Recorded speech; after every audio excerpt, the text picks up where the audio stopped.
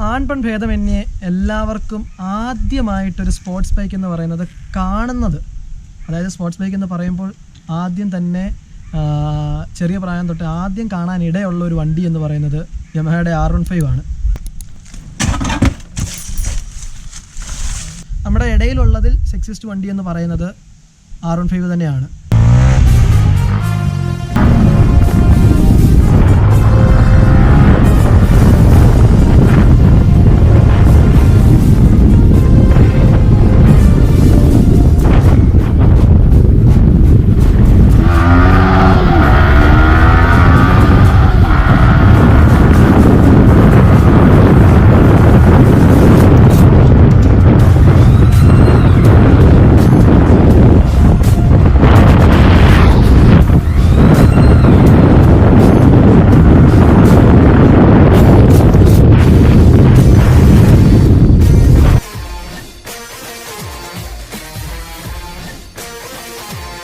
സാധാരണ ഒരു പെൺകുട്ടിക്ക് പോലും ഒരു 3-4 വണ്ടികളായിരിക്കും അറിയാവുന്നത്. ബുള്ളറ്റ്, R15, പിന്നെ ഡ്യൂക്ക് എന്നൊക്കെ പറഞ്ഞ് അതായത് പർട്ടിക്കുലർ വാഹനങ്ങളുടെ പേരോ അല്ലെങ്കിൽ അതിനെക്കുറിച്ച് അറിയാവുന്നവർ ഇപ്പോൾ ഉണ്ട്, അധികം ഉണ്ട്. പക്ഷെ എന്നാലും ഒരു നോർമൽ.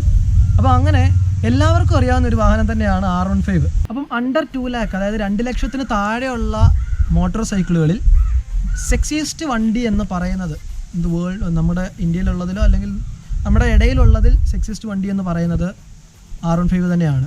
അപ്പോൾ ചിലരൊക്കെ ഇതിൻ്റെ അടിയിൽ താഴെ കമൻറ്റ് സെക്ഷനിൽ RC, ഡ്യൂക്ക് എന്നൊക്കെ പറഞ്ഞ് ചിലർ വരുമായിരിക്കും. പക്ഷേ എങ്കിൽ RC എന്നൊക്കെ പറഞ്ഞു കഴിഞ്ഞാൽ അത് വേറെ ലെവലാണ്. അതായത് അത് അഗ്രസീവായിട്ടുള്ള ഒരു വാഹനമാണത്.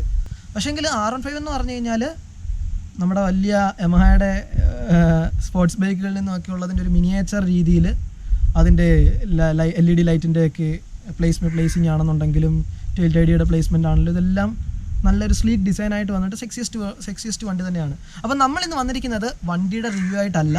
ഞാൻ പറഞ്ഞതുപോലെ തന്നെ ബഡ്ജറ്റ് ഫ്രണ്ട്ലി ആയിട്ട് ഒരു വാഹനം എൻ്റെ അടുത്തുണ്ട്. ഇൻസ്റ്റഗ്രാമിൽ IamSU എന്ന് പറഞ്ഞ ഒരു പേജിനകത്തുള്ള വാഹനം. ആ വാഹനമാണ് നമ്മളിന്ന് റിവ്യൂ ചെയ്യുന്നത്. ആ വാഹനത്തിൽ ഏകദേശം 15,000 റുപ്പീസിൻ്റെ അപ്ഡേഷൻസ് കൊണ്ടുവന്നു. അത് ഏതൊക്കെയാണെന്നാണ് നമ്മൾ നോക്കുന്നത്.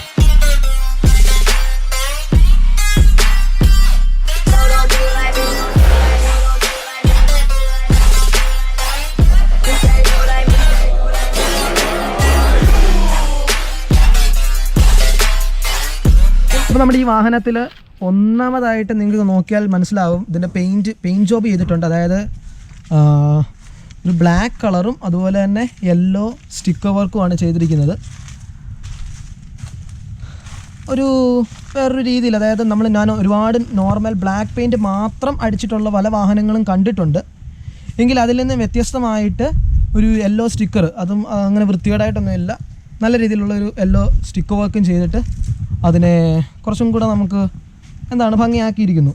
ഇനിയുള്ളതെന്ന് പറഞ്ഞാൽ ഇതിൻ്റെ വൈസറും അതുപോലെ തന്നെ ഒരു വിങ്ലെറ്റ് എന്ന് പറഞ്ഞു കഴിഞ്ഞാൽ ഇതിൻ്റെ രണ്ടിൻ്റെയും ഡിസൈൻ ഏകദേശം സെയിം ആയിട്ട്, അതായത് നമുക്ക് ദൂരെ നിന്ന് നോക്കിയാലായിട്ട് കാണാം.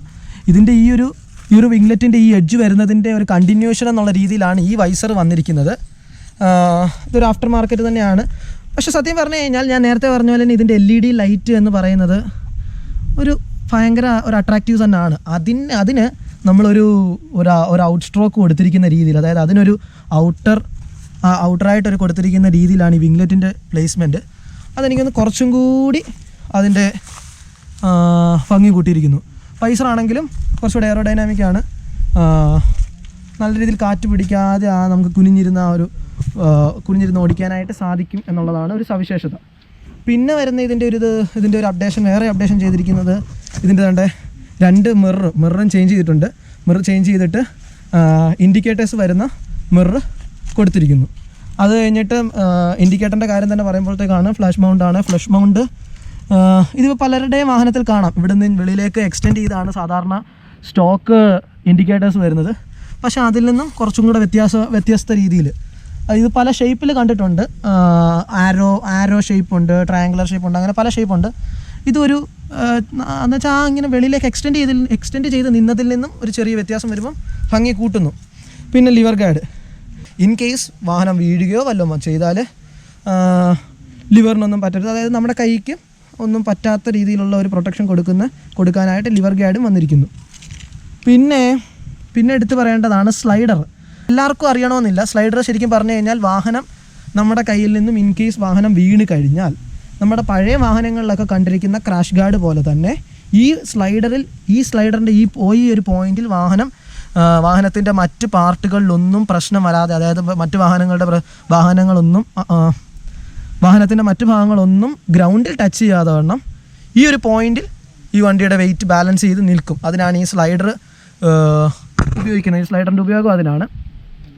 അത് കഴിഞ്ഞിട്ട് പുറകോട്ടേക്ക് വരുമ്പോഴത്തേക്ക് ടെയിൽ ചേഞ്ച് ചെയ്തിട്ടുണ്ട്. അതായത് സ്റ്റോക്ക് വരുന്നതിൽ നിന്നും വ്യത്യസ്തമായിട്ടുള്ള രീതിയിൽ മാറ്റിയിരിക്കുന്നു. അതുപോലെ തന്നെ അതിൻ്റെ ഇൻഡിക്കേറ്ററും ഒരു LED ഇൻഡിക്കേറ്റർ കൊടുത്ത്, സത്യം പറഞ്ഞു കഴിഞ്ഞാൽ നല്ലൊരു കുറച്ചും കൂടി എന്ന് വെച്ചാൽ ഈ LED ഇൻഡിക്കേറ്റർ സത്യം പറഞ്ഞു കഴിഞ്ഞാൽ എപ്പോഴും കാണും മറ്റേ ഇൻഡിക്കേറ്ററിൽ നിന്നും കുറച്ചും കൂടെ സിമ്പിളായിട്ടുള്ളൊരു സ്ലീക്ക് ഡിസൈൻ വരുമ്പോൾ നല്ലൊരു അട്രാക്റ്റീവാണ്. പിന്നെ ഈ ഒരു വാഹനത്തിൽ ചെയ്തിരിക്കുന്ന മാറ്റം എന്ന് പറഞ്ഞു കഴിഞ്ഞാൽ ഇതിൻ്റെ എക്സോസ്റ്റിൻ്റെ സൗണ്ടിന് വേണ്ടി ഇതിൻ്റെ എക്സ്റ്റൻഷൻ നോട്ടാണെങ്കിൽ ചെറുതായിട്ട് നമ്മൾ കട്ട് ചെയ്തിട്ട് ചെറിയ രീതിയിൽ അതിൻ്റെ സൗണ്ട് മാറ്റിയിരിക്കുന്നു. പിന്നെ ഒരു വാഹനത്തിൽ ഇതിൻ്റെ ഒരു അപ്ഡേഷൻ ഒന്നും ചെയ്തതല്ല, ഇതിനകത്ത് സ്റ്റോക്കായിട്ട് തന്നെയുള്ള ഒരു കാര്യമാണ്. നിങ്ങളുടെ അടുത്തേക്കൊന്ന് എത്തിക്കണമെന്ന് എനിക്ക് തോന്നി. അതായത് ഈ ഒരു നമ്മുടെ LED ലൈറ്റിൻ്റെ ഈ ഒരു സെക്ഷൻ ഉണ്ടല്ലോ, ഈ സെക്ഷൻ മുഴുവനും നമുക്ക് അപ്പ് ആൻഡ് ഡൗൺ ചെയ്യാം. അതായത് ഇതിൻ്റെ ഫോക്കസ് നമുക്ക് അഡ്ജസ്റ്റ് ചെയ്യാനായിട്ട് സാധിക്കും. ഇതിൻ്റെ ഈ താഴെ ഈ ഒരു ഭാഗത്തായിട്ടാണ് ഒരു സ്ക്രൂ വരുന്നുണ്ട്. ആ സ്ക്രൂ ലെവൽ അഡ്ജസ്റ്റ് ചെയ്യുന്നതിനനുസരിച്ച് ഇതിൻ്റെ ഈ ഒരു up and down focus adjust ചെയ്യാനായിട്ട് നമുക്ക് സാധിക്കും. ഈ വാഹനത്തിലെ ഞാൻ സ്ലൈഡറിനെ കുറിച്ച് സംസാരിച്ചല്ലോ, അപ്പോൾ സ്ലൈഡറിൻ്റെ ഉപയോഗം ഒന്ന് കാണിക്കാം. അതായത് വണ്ടി തറയില്ല, നമുക്ക് ഇട്ട് തന്നെ കാണിക്കാം.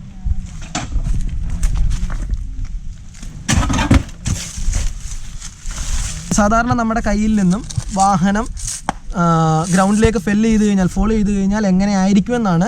ഈ സ്ലൈഡർ ഉണ്ട് എന്നുണ്ടെങ്കിൽ, ഇപ്പോൾ സ്ലൈഡർ ഇല്ലായിരുന്നുവെങ്കിൽ ഈ ടാങ്കിൻ്റെ സർഫസൊക്കെ തറയിലേക്ക് വരിക. അതായത് ഈ ഒരു ഹാൻഡിലിൽ കുത്തി നിന്നിട്ട് ഈ ടാങ്കിൻ്റെ ഈ ഒരു സർഫസും അതുപോലെ കിറ്റും എല്ലാം തറയിൽ ഉരഞ്ഞ് നിൽക്കാനും മൊത്തം പെയിൻറ്റ് ജോബ് റീപെയിൻറ്റ് ജോബ് ചെയ്യണം. ഈവൻ കിറ്റ് പൊട്ടിക്കഴിഞ്ഞാൽ കിറ്റ് നമ്മൾ റീപ്ലേസ് ചെയ്യണം. അങ്ങനെ അങ്ങനെ ചില കാര്യങ്ങൾ ചെയ്യേണ്ടി വന്നേനെ. പക്ഷേ ഇവിടെ നിന്ന് വന്ന് നോക്കിക്കഴിഞ്ഞാൽ നമുക്ക് ആ സ്ലൈഡർ നമുക്ക് നോക്കിയാൽ അറിയാം, സ്ലൈഡറിൻ്റെ ആ പോയിന്റിലാണ് ഈ വാഹനത്തിൻ്റെ ഫുൾ വെയിറ്റും അല്ലെങ്കിൽ വാഹനം മുഴുവൻ ബാലൻസ് ചെയ്ത് നിൽക്കുന്നത്.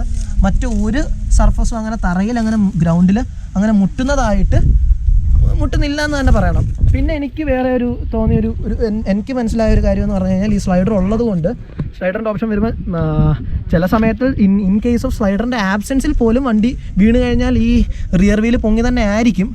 പക്ഷേങ്കിൽ ഈ സ്ലൈഡറിൻ്റെ കേസിൽ എന്താണെങ്കിലും ഏതൊരവസ്ഥയിലും വീലിങ്ങനെ പൊങ്ങി ആയതുകൊണ്ട് ഇൻ കേസ് വണ്ടി ഓഫ് ആയില്ലെങ്കിലോ അല്ലെന്നുണ്ടെങ്കിൽ നമുക്ക് ആക്സിലേറ്റർ കൊടുക്കുകയോ ആ ഒരു സന്ദർഭത്തിൽ ചെയ്തു കഴിഞ്ഞാൽ അതിൽ നിന്ന് ഒരു അപകടം ഉണ്ടാവാതെ വണ്ണം ഇത് നമ്മളെ സൂക്ഷിക്കുക എന്നുള്ളതാണ്. അപ്പം സ്ലൈഡറിൻ്റെ കാര്യം എല്ലാവർക്കും മനസ്സിലായെന്ന് തോന്നുന്നു.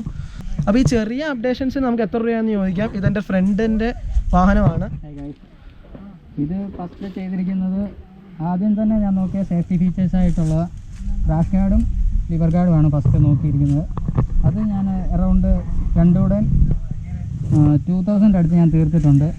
പിന്നെ മിറർ ഇൻഡിക്കേറ്റർ സെറ്റ് ഫുള്ളൂടെ കൂട്ടി അതും ഒരു 2000-നുള്ളിൽ ഒതുക്കിയിട്ടുണ്ട്. പിന്നെ റിംഗ്ലൈറ്റ് വൈസർ ബാക്കി ടെയിൽ തേടിയൊക്കെ കൂട്ടി അറൗണ്ട് അതും ഒരു 2000 ഒതുക്കിയിരിക്കുന്നത്. അങ്ങനെ ബഡ്ജറ്റ് നോക്കിയാണ് എല്ലാം ചെയ്തിരിക്കുന്നത്. പിന്നെ ഏറ്റവും ലാസ്റ്റായിട്ട് ചെയ്തത് കസ്റ്റമാണ്. അതിൻ്റെ കൂട്ടുകാർ തന്നെയാണ് ചെയ്തത്. അവരുടെ പേജ് താഴെ മെൻഷൻ ചെയ്യുന്നുണ്ട്. റെവിസഡ് കസ്റ്റംസ് ആണ് അവർ ചെയ്തിരിക്കുന്നത്. അവരേറ്റവും ബഡ്ജറ്റ് ഫ്രണ്ട്ലി ആയിട്ടാണ് കസ്റ്റം ചെയ്യാറുള്ളത്. ഇത് ചെയ്തത് പെയിൻറ്റ് ജോബിന് തന്നെ 3000 സംതിങ് ആയി. പിന്നെ സ്റ്റിക്കർ വർക്ക് അവർ എക്സ്ട്രാ വേറെയാണ് ചെയ്തത്, അതൊരു 1000 സംതിങ്. അങ്ങനെ ഫുൾ 4000-ൽ വർക്ക് അവർ തീർത്ത് തന്നിട്ടുണ്ട്. അപ്പോൾ ചുരുക്കി പറഞ്ഞു കഴിഞ്ഞാൽ 15,000 അണ്ടർ 15,000 ഈ വാഹനത്തിൽ അപ്ഡേഷൻസ് കൊണ്ടുവരാനായിട്ട് സാധിച്ചു. അപ്പോൾ ഈ 15,000-ന് എന്ന് പറയുമ്പോൾ എന്തൊക്കെ മാറ്റങ്ങളാണ് കൊണ്ടുവന്നിരിക്കുന്നത്? ഈ അപ്ഡേഷൻസ് മൂലം ഇതിൻ്റെ കുറച്ച് സേഫ്റ്റിയുടെ കാര്യത്തിൽ കുറച്ചുകൂടെ അപ്ഡേറ്റ് ആവാനായിട്ട് ഇടയായി. അതുപോലെ തന്നെ കംഫർട്ടിൻ്റെ കാര്യത്തിൽ ഇപ്പം ഈ വൈസറും ചില കാര്യങ്ങളൊക്കെ വെച്ചതിനകത്തുനിന്ന് കംഫർട്ടിൻ്റെ കാര്യത്തിൽ കുറച്ചും കൂടി അപ്ഡേറ്റഡ് ആയി. പിന്നെ അതിലുപരിയായിട്ട് ഏറ്റവും അധികം ഇതിൻ്റെ എസ്തെറ്റിക് ലുക്ക്, അതായത് ഇതിൻ്റെ കാഴ്ചയ്ക്ക് ഭംഗി നല്ല രീതിയിൽ ഇത് കൂട്ടിയിട്ടുണ്ട്. ഈ ചില അപ്ഡേഷൻസ് വന്നിരിക്കുന്നതിൽ നിന്നും കൂടിയിട്ടുണ്ട്. അപ്പോൾ എന്താണല്ലോ എനിക്ക് ഇഷ്ടപ്പെട്ടു ഇതിനകത്ത് ചെയ്തിരിക്കുന്ന ഈ ചില കാര്യങ്ങൾ. അപ്പം അപ്പോൾ ഞാനിങ്ങനെ ഒരു വീഡിയോ ചെയ്യാനായിട്ടുള്ള കാര്യം എന്ന് പറഞ്ഞു കഴിഞ്ഞാൽ V3 എടുക്കുന്നവർ R15 V3 എടുക്കുന്നവർക്ക് ചെയ്യാൻ പറ്റുന്ന ചില അപ്ഡേഷൻസിനെ കുറിച്ച് ഒരു വീഡിയോ അങ്ങ് ചെയ്തതാണ്.